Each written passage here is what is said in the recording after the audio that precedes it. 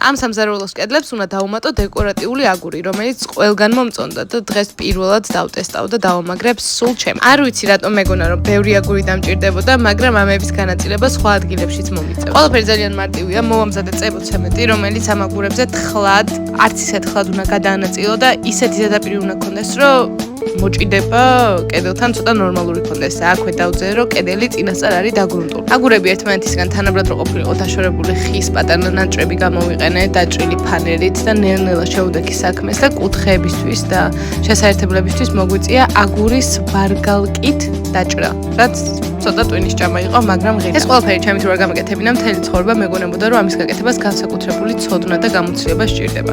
მართალია, გამოცდილი და მცოდნი ადამიანი უკეთესად, უფრო სწრაფად და ალბათ უფრო აკურატულად გააკეთებდა ამ ყველაფერს, მაგრამ ჩემი სახლია და აკურატულობაზე და იდეალურობაზე პრობლემა არ მაქვს. ამიტომ ეს კედელი ძალიან ლამაზი გამოვიდა და ძალიან მომწონს. წებო ცემენტი სხვათა შორის მალე გაშრა, ბოლოს ეს ხის ნაჭრებით მოვაშორე და ჩემი სამზარეულო ახლა გამოიყურება ასე.